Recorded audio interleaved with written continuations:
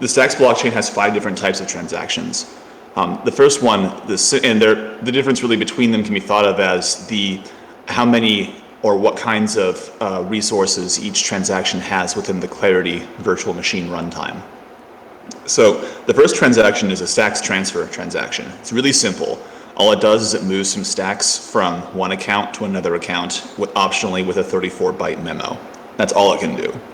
And they're also very small and very cheap to run, comparatively speaking. The second kind of transaction is a smart contract creation transaction. This contains the code, the raw source code for the smart contract. It has pretty much full access to the Clarity VM. It will instantiate a smart contract with all its public methods. The VM will analyze it and verify that it's well formed and syntactically and semantically correct. And it will, and if you have any bare code statements inside the smart contract, it will execute that code.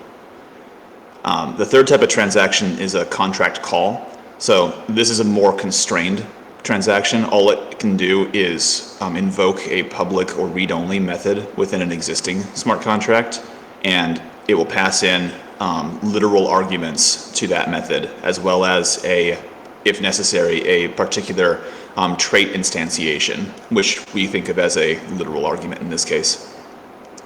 The fourth kind of transaction is a Coinbase. So this is just a placeholder transaction. These are free. They cost nothing from the block compute budget. Only a miner is allowed to send these transactions, and it is the first transaction in a Stacks block. The only thing it contains really is a 32-byte field that the miner can use for whatever reason the miner wants. It's just a scratch area for them to do like inter-miner signaling or miner-based voting, things of that nature, outside the Clarity VM. And the fifth kind of transaction, I don't think we've seen yet on the network, but it does exist, and that's called a poison microblock transaction. So if you'll recall from, I believe it was SIP-005 that talked about this, when a miner is active, they mine not only a Stacks block, but they have the option of appending microblocks to it until the next Stacks block gets mined. And that next Stacks block confirms that stream of microblocks. But you could imagine that if you're a miner and you're malicious, you can create a microblock stream fork. So microblock streams are not supposed to fork. Each one has a sequence number, and they form a hash chain. So every microblock has exactly one parent, and they all go in a sequence. Of course, nothing in the protocol can prevent a miner from generating multiple conflicting histories of microblock streams. But what we do is we disincentivize this through a poison microblock transaction. If you're a miner and you see somebody produce a forked microblock stream, you have evidence that fork exists. So namely, you have the 2 microblock headers with the same sequence number but different hashes signed by the same miner. You can put those into a poison microblock transaction, and in doing so, you slash that miner's Coinbase, so they get no block reward anymore, and you get 5% of it. So you're incentivized to look through the network to see if you can find conflicting microblock streams, so you can get a 5% commission. And also, by a nice side effect, you punish the miner that tries to screw with the network this way.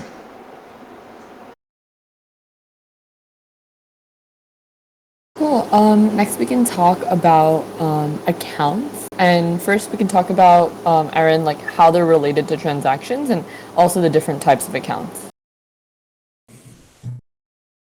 Yeah, sure. So basically the way to think about accounts is accounts are basically signers for transactions, or really an account is anything capable of owning stacks. So there's 2 basic or 2 fundamental kinds of accounts. One kind of accounts is just the standard account, which is like what we think of when we think of addresses. It's basically associated with a private key, or in the case of like a multi-sig wallet, it's associated with multiple private keys, capable of signing transactions and sort of sending them out. And then the other kind of account are smart contracts, because smart contracts themselves are capable of owning assets and issuing contract calls and things like that. But smart contracts are not associated with a specific private key. Smart contract accounts are not capable of themselves issuing transactions. They're just able to affect change through other transactions, like through the as contract construct.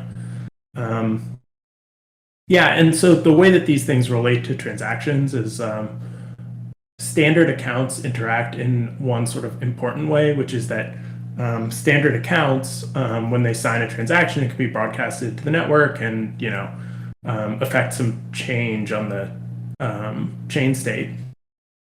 But to ensure that once you sign such a transaction, it can't be like replayed arbitrarily by other people in the network. The way that we ensure this is that the transaction wire format requires a nonce, which is an integer used once. And this nonce in each transaction ensures that a transaction can only be played once and that they have to be played in order. And that state is all stored and associated with standard accounts.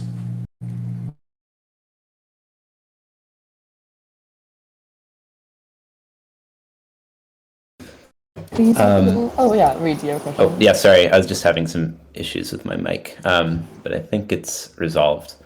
So maybe we could talk a bit about just kind of moving on to post conditions, which is another piece of the transaction puzzle.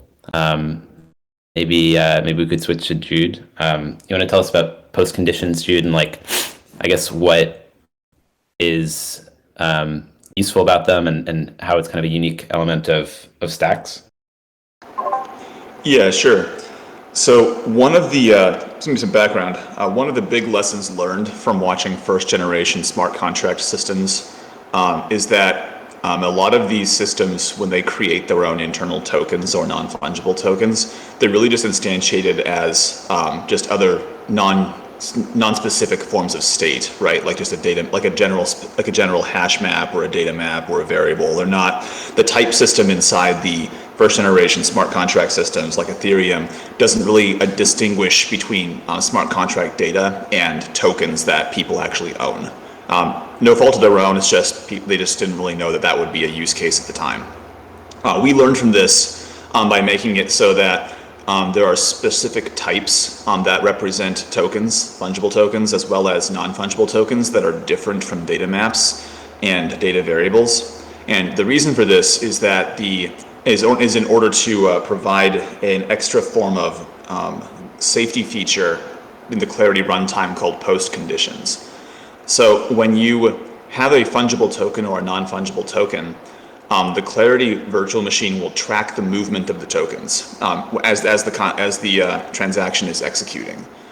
So when you run a contract call or a smart contract transaction, the Clarity VM keeps track of who sent the transaction and who is executing things like fungible token transfers, non-fungible token transfers, fungible token mints, non-fungible token mints, etc. It keeps track of all these events and these movements as the code is running. And what you can do when you send these transactions is you can append a list of what are called post conditions. So things that must be true about the movement of the tokens when the transaction finishes.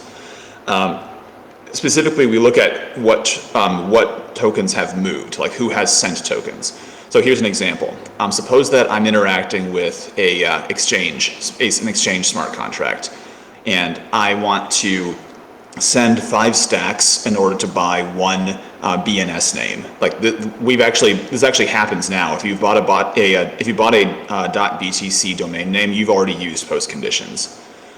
So what you would say to make sure that the movement of assets is what you expect, you would structure your transactions in order to say that Jude sends 5 stacks when this transaction finishes, and the BNS smart contract sends one BNS name, and that BNS name is, let's say, Jude.btc. The reason, and so if either of these things are not true, then the transaction aborts. Like no state change happens. I lose my transaction fee because the transaction still gets mined, but nothing else happens. Moreover, I can list post conditions in an allow or a deny mode. So I can say Jude sends 5 BTC, the BNS smart contract sends Jude.btc, and nothing else happens. And then if something else does happen, the transaction still aborts. So the reason for these kinds of guards is that it makes it so you can proactively defend yourself from malicious smart contracts or buggy smart contracts. So this is a small example where I'm just interacting with one smart contract, but you can imagine talking to something like Swapper, for example, where I interact with Swapper, which in turn interacts with some other smart contract somewhere else that I may not even know about or have had a chance to even look at. If there's a bug in that smart contract, or if that smart contract is malicious and it tries to do things like take other assets that I own, or tries to take more assets than I'm trying to give it, post conditions let me prevent that from happening, because I can say, like, I send exactly 10 like nothing tokens. If the smart contract I'm interacting with tries to take 11 or tries to take 9, then that's not okay. The transaction aborts because clearly there's a bug somewhere. So by having these native types for fungible tokens and non-fungible tokens, we are able to implement these final checks that happen at the end of a transaction to verify that your tokens and your non-fungible tokens move in exactly the way that you think they're going to be moving, lest you hit a bug or lest you interact with a buggy or malicious transaction, buggy or malicious smart contract. Does that make sense? Yeah, totally. And this is like a pretty unique feature, right? There aren't really. As far as no one else does this, yeah. Awesome. Cool. So, Pav, you want to ask the next question? Yeah, sure. I think we can move on to transaction authorization. And if we could, discuss what spending conditions are, like what the different options are there for authorization, as well as like maybe the encoding, that would be great. Aaron, if you can answer. Yeah, sure. I'll try to answer as well as possible. So, what these spending conditions are is basically when you have a transaction and you have two addresses associated with a transaction, or potentially two addresses associated with a transaction. One is the origin, what we would think of as like the sender of the transaction. That's like the address or the account that like the transaction is operating on behalf of. So like if you do a stacks transfer, the origin account is the account being debited. The other kind of address that shows up in certain kinds of transactions is a sponsor.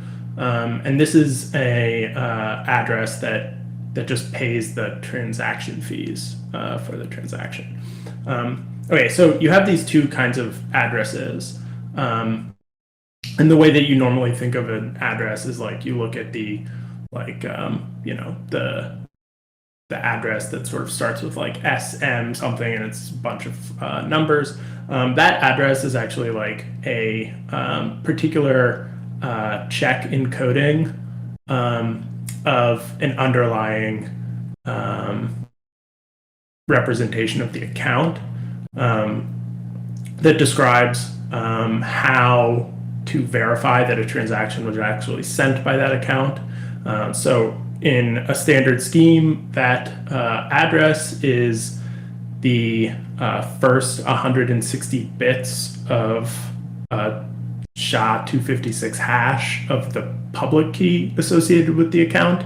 And so the way that you, in theory, would like verify that a transaction was authorized to spend on that account's behalf is that the transaction would be signed by the corresponding private key.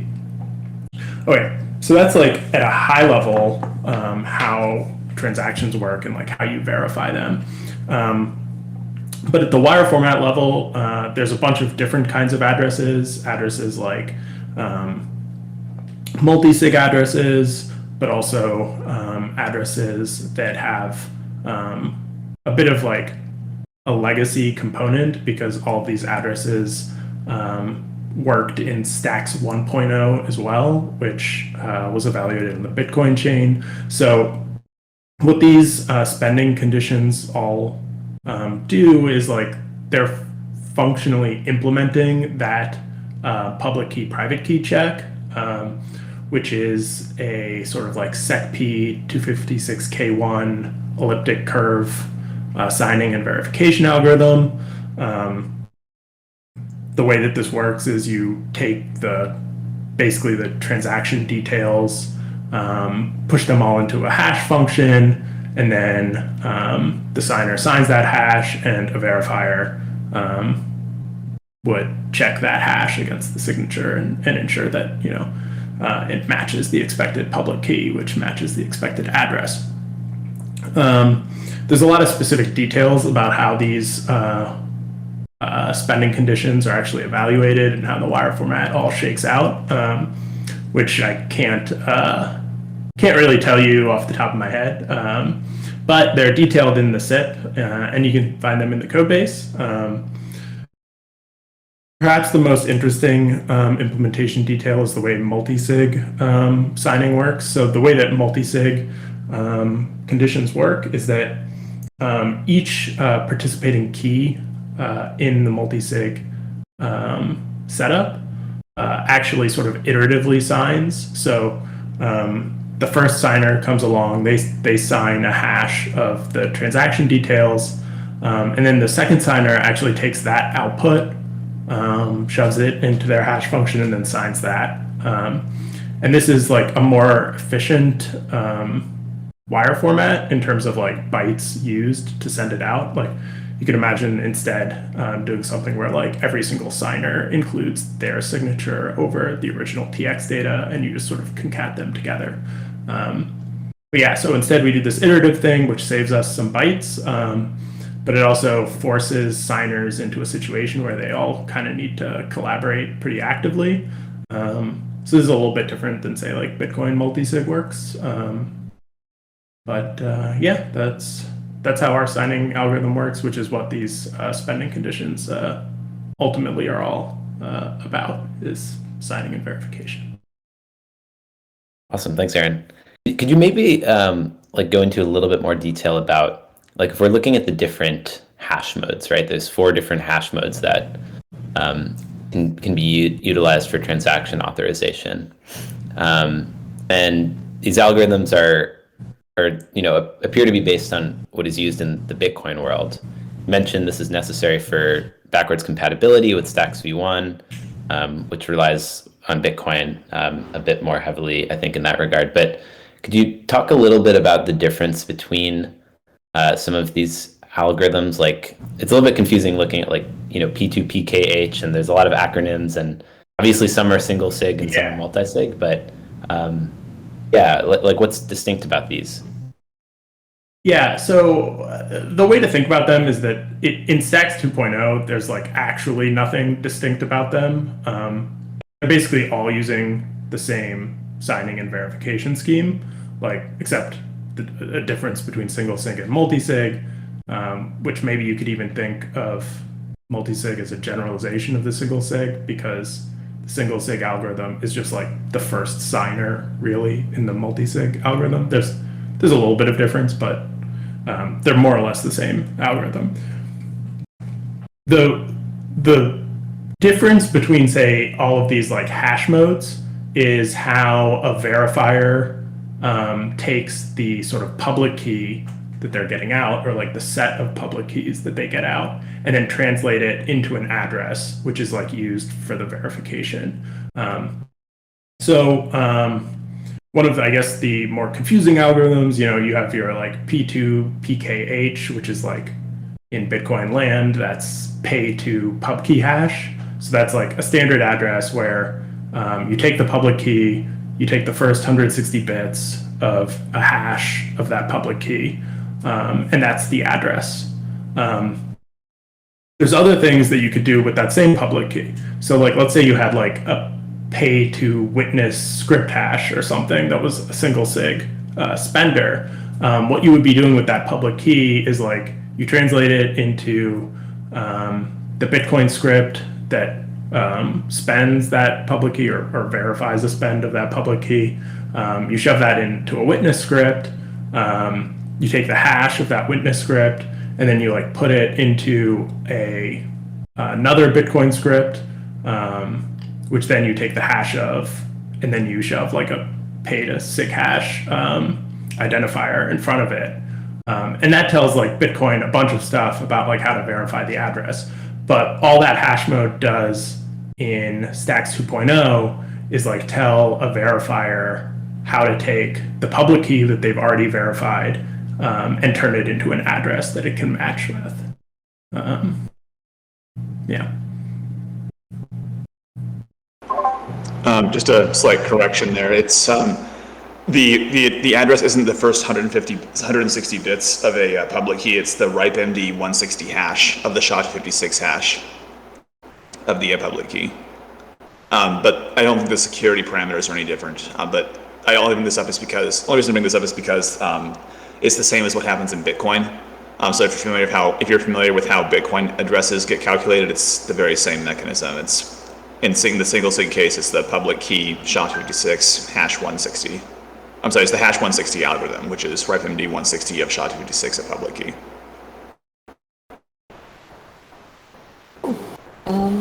I have a bit of a specific question, but now we've covered transactions and the fact that transaction can be sponsored. I noticed the SIP said that token transfer transactions are not allowed to be sponsored, and I was just like wondering why that was the case. Jude, if you could answer. Sure. So I'm not sure we actually talked about sponsored addresses yet, did we? Oh, if we haven't, then yeah, first explain that, and then we can kind of move on to that question. Sure. So the authorization structure of the Stacks transaction allows basically two modes of paying the transaction fee. So in general, blockchains require transaction fees because that's how miners identify which transactions to package into a block when there's network congestion. Like the higher the fee, the more likely your transaction will get picked up. And that's also to the miner's advantage. You're effectively buying your place in line for your transaction. But of course, from a user experience standpoint, that means that anybody who wants to send a transaction to the blockchain has to own some stacks because they have to pay a transaction fee. So if you're building an app we're still really early days in cryptocurrency, like really early days. Most people don't own cryptocurrencies, and people who do are already like the technocraty, like they already understand a little bit about how seed phrases work and how to do some basic diligence in keeping their keys secure. But that's a small fraction of people in practice. So what we did, so with that in mind, we designed two ways for users to pay transaction fees. The first of which is the way that everyone else does it. You just pay it directly, and that's the standard authorization method. And then we also made it so that somebody else can pay the transaction fee for you. So if you're just a user of an app, for example, and you need to send a transaction, but you don't hold any stacks, or don't even have a crypto wallet, or don't really have a notion of what cryptocurrencies really are besides what you read in the news, what you can do instead is the developer or the app provider or your friend or somebody can pay your transaction fee for you. So you generate the transaction, someone else pays the transaction fee, and that person then relays it to the blockchain and takes care of all the details for you. So from a user experience standpoint, you don't even need to interface directly with the cryptocurrency. You can just pay somebody in dollars or whatever your local currency is. Like if you were to build Netflix, for example, with the Stacks blockchain, you might make it so that most of your users just pay in cash or pay via their credit card to you, the app developer. And for the ones that do that, you're taking their money and you're sponsoring transactions for them to the blockchain, so that you end up handling the cryptocurrency side of things, and they, using the app, end up generating the transactions. So that's roughly what sponsored transactions are in a nutshell. If you bought a .btc domain using something besides Stacks, you actually use a sponsored transaction. Behind the scenes, the registrar sponsored transactions that you signed, so you and only you could assign them. But what your money was used for is to acquire the stacks necessary to go and sign and pay for the transaction fee and relay those transactions to the Stacks network. So long-winded answer, like to get to Pavitthra's question, why is it the case that certain transactions can be sponsored and certain ones can't? In the case of Stacks token transfer transactions, it doesn't make much sense to have a sponsor, because if you're sending Stacks tokens, you already have the means to pay a transaction fee. You don't need somebody else to pay the transaction fee for you. Okay, that makes sense. Yeah. Yeah, Reed, you want to ask the next question? Yeah, sure. I was thinking maybe we could talk a bit more about like transaction payloads. And I guess there are different kinds of payloads for different kinds of transactions. I don't really think there's too much to cover here since we've already talked about the different kinds of transactions. But maybe if I don't know if Aaron, you want to add some color to kind of what exactly is typically included in a transaction payload. Sure. So there's, I guess, a couple different kinds of transaction payloads, but the ones that are most common are basically a stacks transfer. So that's just transferring stacks from one account to another. The other kind of the next kind of common payload would just be a contract call, which is an origin address executing some public function of an already deployed contract. The next kind of transaction payload would be actually deploying a smart contract. This kind of payload, unlike contract calls and stacks transfers, has the property that, like, if you deploy a bad smart contract, like a smart contract that has errors and won't be able to execute under really any condition, if you submit a deploy like that transaction could be included in a block validly, and you'll have to pay for it because miners had to verify that your smart contract didn't work. Unlike contract calls and stacks transfers, if you submit a stacks transfer to try to transfer funds that your account doesn't have, that would never be included in a block because it's very easy for miners to confirm that it's an invalid transaction. And then the fourth kind of transaction payload is this poison microblock transaction, which I think Jude had briefly mentioned, which is just the kind of transaction that you submit to punish a miner that issued an invalid microblock.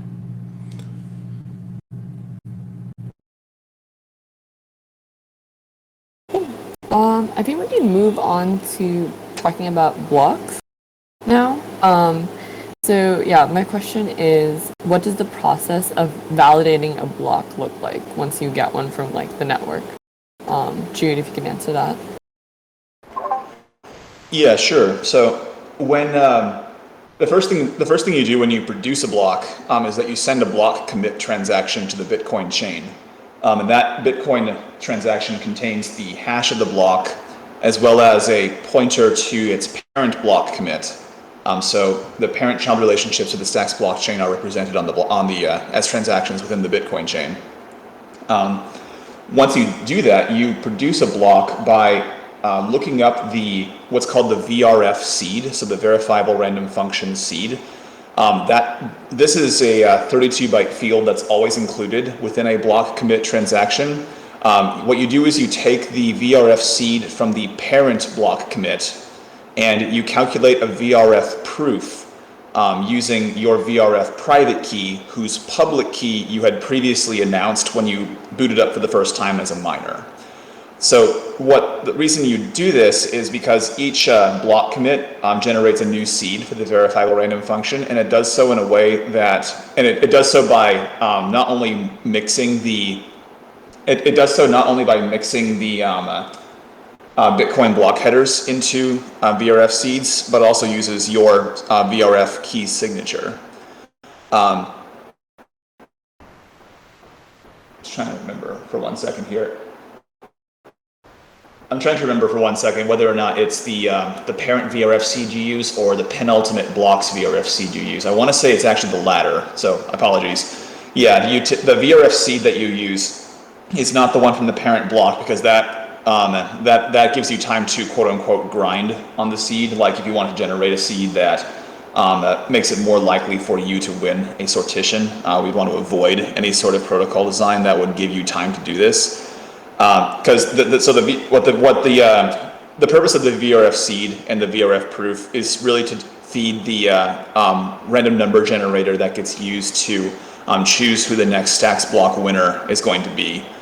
So the act of mining blocks is the act of generating new seeds. And because these seeds are mixed with both your private key, whose public key you must have registered far back in time, as well as the current Bitcoin blocks, and as well as with everybody else's trying to commit to their own blocks, it's very difficult for you to bias the seed in a way that makes it possible for you to win future sortitions with any more chance than you would just by playing honestly, by committing more Bitcoin.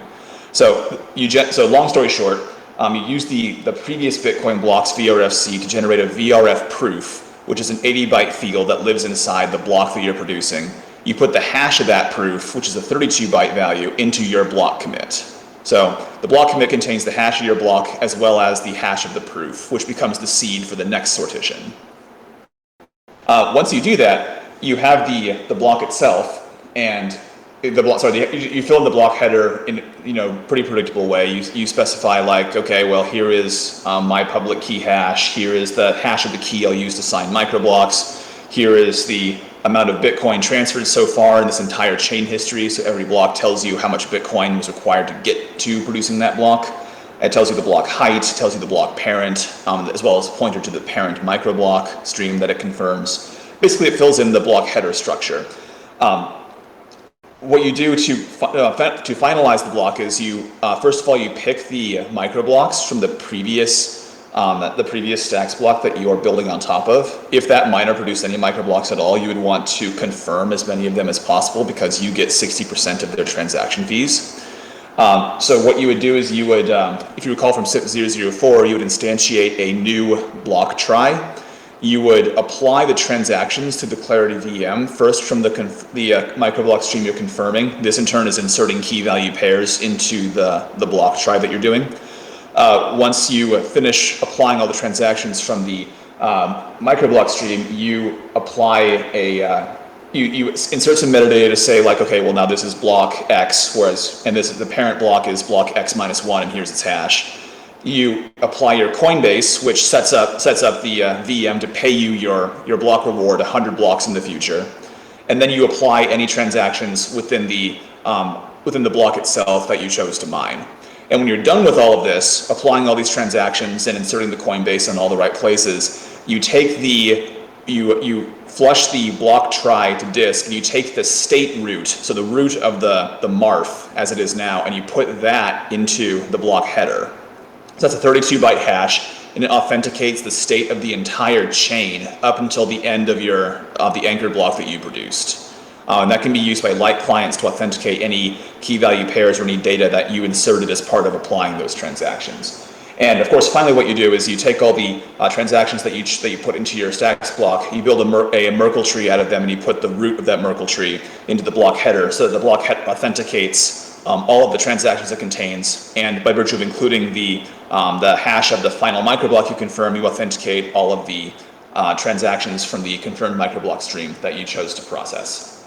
And that completes the block mining algorithm.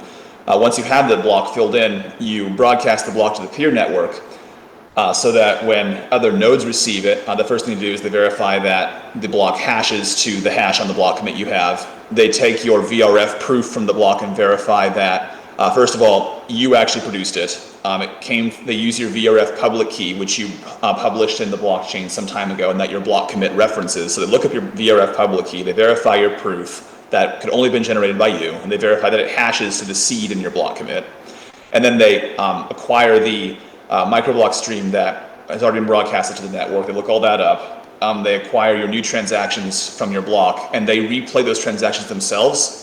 And they verify finally that by replaying those transactions on their local copy of the marf, they reach the same state root that you had broadcast. And that authenticates that, that verifies that the block is well formed. You followed all the rules, all the protocol rules when processing the transactions. And that means that the rest of the network is able to accept your stacks block. Awesome, thanks, Jude.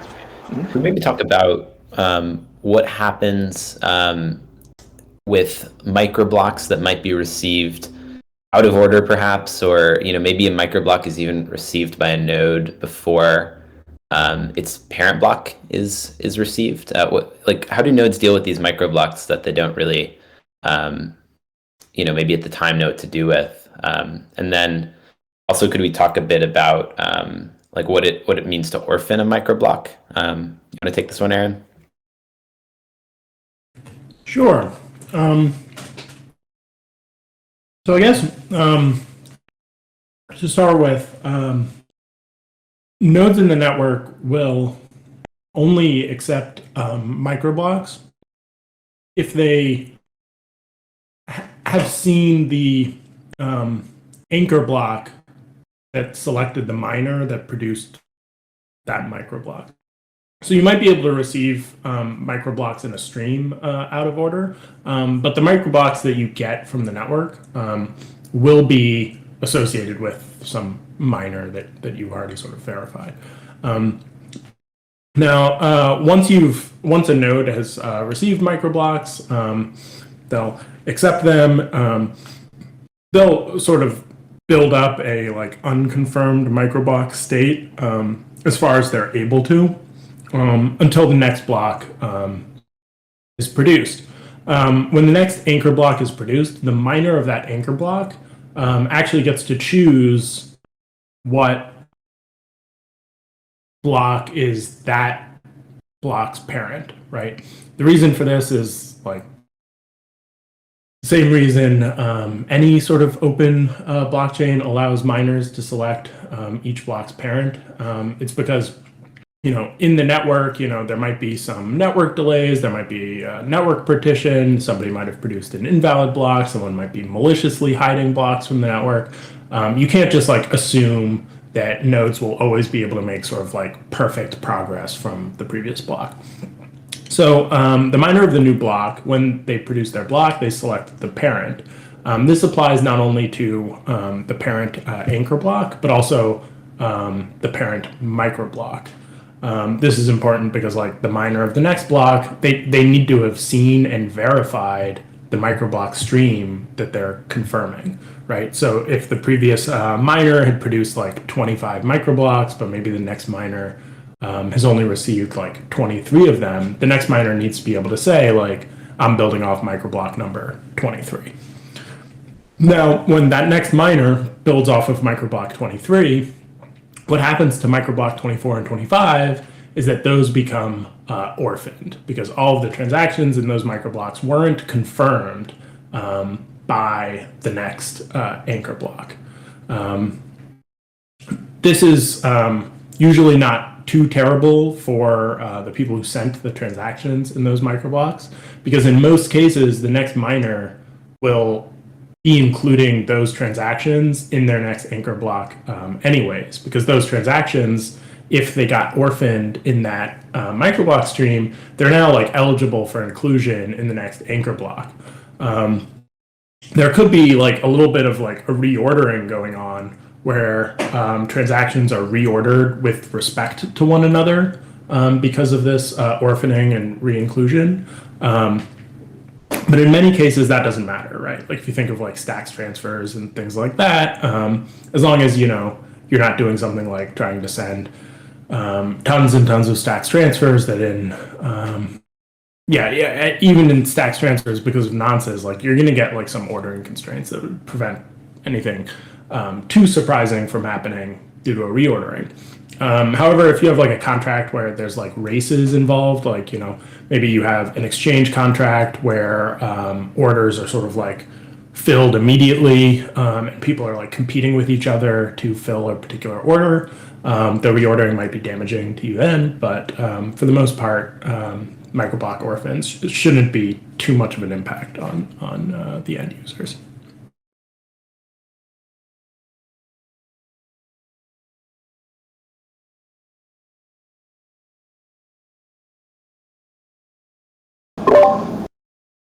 Okay. Reed, do you want to ask a question? Oh no, go for it. Alright, cool. So I guess tying in SIP-4 with SIP-5, SIP-5 also talks about the materialized view and what we store in it, and it kind of goes through different categories of key value pairs that end up getting stored in the materialized view. So if, Jude, you could discuss that. Sure. So the SIP-005 has a very long section that I'm not going to go into too much detail on. That's basically a reference of how every type of key value pair that gets inserted into the MARF is encoded. So if you wanted to build your own library or your own implementation of the Stacks blockchain, you would consult that document, and you would make sure to use the same canonical serialization for data that gets inserted. But the high-level idea is that when you want to insert different types of data, you just want to make sure that that type information is included in the key value pair, so you don't have any sort of accidental collisions. So for example, when you're inserting a smart contract, the key you would use to insert into the MARF would include a prefix indicating that this is a smart contract, like this is a piece of code, as opposed to you want to insert a piece of data from a data map. Even if the data is the same, you still want to make sure to distinguish in the key value mapping between data that's inserted into a data map and data that's inserted as part of a smart contract. But yeah, the essence of every transaction is the act of sending a transaction is the act really of inserting new key value pairs as one atomic action within the replicated state machine that is a blockchain. So every transaction is going to be loading up key value pairs from the MARF, and it's going to be inserting new key value pairs into the MARF, and it's going to use the canonical key value pair representation described in SIP-005 to do so. So another question that's relating to SIP-005 is that I noticed that both the block header hash and the microblock header hash include a transaction Merkle root.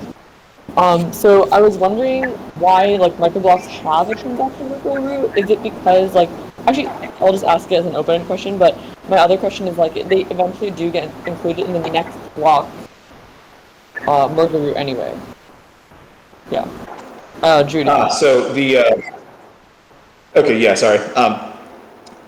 Yes, so I mean, the microblock wire format itself contains a Merkle root for a Merkle tree comprised of all the transactions it contains. Microblocks can have as many transactions as they would like, as long as they all fit into the runtime constraints of the Clarity VM. And the Merkle root inside the microblock header, so the microblock header is signed by a key whose hash is in the parent anchor blocks block header, and that's how you authenticate a microblock stream. And so by signing the header, which contains the Merkle root of all the transactions of the microblock, you're also having the miner commit to all those transactions for inclusion. It's just a way of making it so that the microblocks, when they're in flight, can't be tampered with, because only the miner who has the private key can produce well-formed microblocks. So that's why there's a separate Merkle root for all the transactions within the microblock header, because the microblock header itself is signed by that miner's key. Does that make sense? Yeah, that makes sense. Cool. I'm sorry, what was the other question? No, that was my one question. Yeah, Reed's gonna ask the next one. Awesome. So maybe we could move on to talking about how the materialized view is calculated and what that process looks like. Yeah, maybe Aaron, you could tell us a little bit more about this. Sure. So the way to think about, I guess, the materialized view is there's all of this state related to the blockchain, account data, smart contract data, NFT ownership, all that kind of data is associated with this blockchain. This data is materialized or computed by taking the entire log of transactions, applying them. You get all these mutations on a key value store, and then you have this giant chain state. So what's this Merkleized root hash? Well, the way to think about it is so you have a key value store. You represent this whole key value store as a tree. In our case, we represent it actually as a forest. That's what the MARF is a radix forest, but you can think of it as like just a tree of all of this data, right? Like in the simplest sense, it's key value data stored as a tree. And then what you do is you compute the Merkle hash of that tree, where, at every node, you visit the node, you compute a hash of the node as like the node data plus the hash of its children, and then you traverse up the tree, computing the hash that way. When you get to the top of the tree, the root, you have a hash that is composed of basically all of the data in that tree. And this hash has the cryptographic property that, like, if there's any change of any element in the tree, if there's any change in the ordering of the tree, any of those things, then the hash would be different. So that's what this hash commitment is, and it's associated with every block, and it's useful for a couple of things. So, like, one, it immediately tells nodes whether or not like a miner is computing or constructing an invalid block, because like the miner's root hash indicates like what it thinks the state of the world should be after you've applied all the transactions in its blocks or in its block. So if you come up with like a different hash, you'll like immediately know that the miner produced some kind of funky block. So that's one use case. The second use is in the construction of what are called light clients. So with a light client, there's like something that you want to verify in the chain state. So like, let's say like I want to know what my account balance is, and I don't like fully trust the node that I'm talking to, but like maybe I have some like out of band mechanism for determining what like the most recent block should be.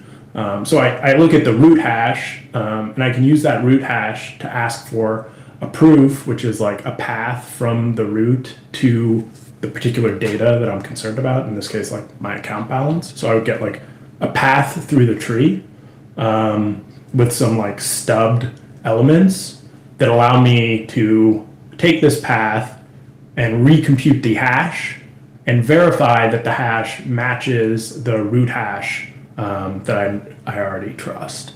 So that's the second use case for the Merkle root hash. Awesome. Avi, I'm thinking maybe we should open it up to questions from the group at this point. Yep, I was thinking the same. Yeah. Awesome. Anyone Well, raise their hand.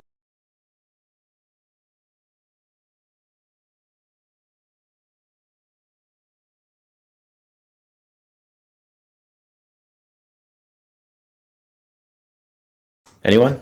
There's a lot we covered in this requests. step, so, Yeah, no requests yet. um,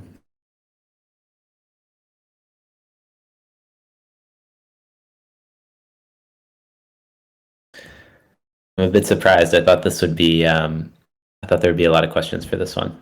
I feel like this is one of the SIPs that I wind up consulting the most when I'm actually developing. I can ask another question if we're waiting. We do have one from James coming in. 1 second. Okay, cool. Oh, I see that. Before James. Hi. So I was reading through the SIP-5 last night, and I saw under the post condition limitation section, it says that if you want to create like more sophisticated post conditions, then you would have to create a proxy contract to increase the logic of the post conditions. I was wondering if you guys can like expand upon that idea. Sure. Thanks. So the reason that post conditions are structured the way they are, just focused on which principal has sent which asset, is because it is very cheap to verify that these post conditions are true. Excuse me. And by cheap, I mean like it takes no I/O. Like all of the I/O is carried out and paid for by the transaction itself, because the act of loading up asset information to send is already paid for when the transaction executes. And so the VM just remembers that, hey, this one asset over here was loaded and this many of it was sent to this other principal over here. So verifying after the fact that that sending information that you already calculated is consistent with the post condition, that is very fast. It only takes, because again, there's no I/O, it just happens completely in RAM, and the runtime complexity of verifying all the post conditions only grows linearly with the number of post conditions. So the transaction fee, because it's in part a function of how big the transaction is already covering the execution of these post conditions. And that's a very important point, because you might imagine a more complex post-condition mechanism that could do things like verify that, assets that weren't touched at all have certain balances, or that, data, like data map state, has certain values, like maybe for example in DNS, I have a binding between my name and a hash of a zone file. You might imagine a more complex post-condition mechanism that verifies that hash is a particular value, even though it's not represented in the system as a token. The reason why you can't verify those things in the post-condition system is because carrying out that kind of validation has a much more colorful space of runtime complexities. So like in this example, you would have to load up that hash. That's an I/O operation right there, and that I/O cost is proportional to the size of the data being loaded up, as well as the act of verifying that the hash is a certain value is linear in the length of the hash as well. And it starts to open up all of these difficult questions, like how do we measure the runtime cost now of verifying arbitrary post conditions on data or on things that aren't represented already or tracked through the token system. And the answer we came up with there was that, well, the act of correctly calculating the runtime cost and thus correctly assessing the right transaction fee is exactly the act of writing it in Clarity. So if you wanted more complex post conditions, we already have the means by which you can express those post conditions, and that is in Clarity itself. So if you wanted to verify more complex things about the state of the system when a transaction finishes, you would effectively have to wrap your code within another piece of code written in Clarity that does your post condition checks. Gotcha. So basically, it like sanitizes the contract, or some of the logic. Well, it wouldn't have to sanitize it. That'd be like a precondition. But you would run your contract, and then you would say, and now the contract is done. Jude's zone file hash has this value, and that's totally fine. That's totally applicable. The reason you would do that in Clarity is just to make sure that the runtime cost of doing so is correctly tabulated in the block's total execution cost limit, as well as making sure that the person who sends that transaction pays the right fee to use it. Gotcha. Okay, thank you. Mm-hmm.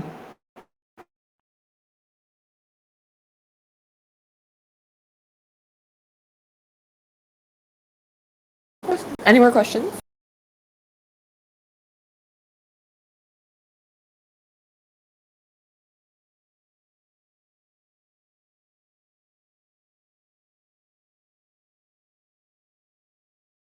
Not seeing any other questions.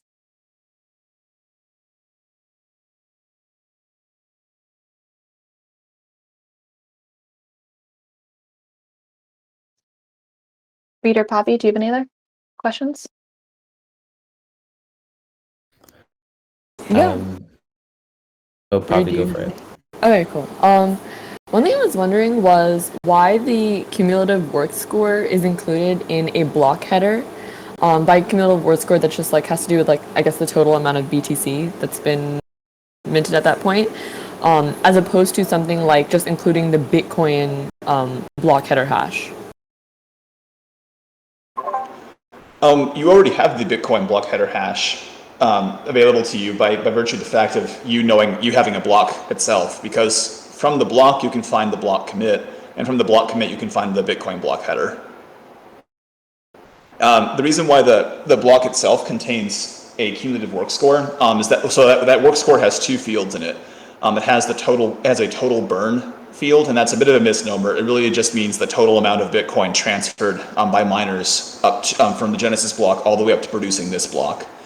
And it also has a total work field, which is also a misnomer. When we designed the system, those were meant to be different things, but they ended up being repurposed for this. The total work field is the number of blocks, so the chain height. The reason these are committed to in the stacks block is just to make it easier for light clients to verify things like, oh, well, this block I know represents this much economic activity going forward. I know that this block represents this many other blocks, so this much time has been spent producing all of the state leading up to producing this block. It's just a way for miners to commit to extra facts about the state of the network that are useful for helping light clients determine whether or not the particular block that they're looking at really represents what the economic majority of the network has been working on, or whether or not it's just a minority fork that a malicious miner has been working on. All right, perfect, got it.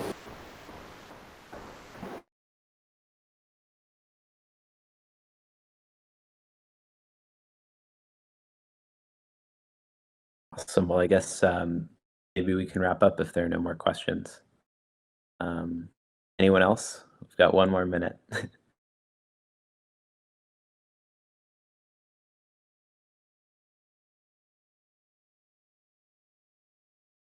Cool. Well, I guess, yeah, thanks everybody.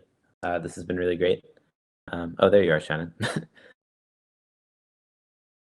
Sorry, having audio issues. Thanks, everyone. We will be posting this session on Stack's YouTube, and we'll follow up with SIP-6 in 2 weeks.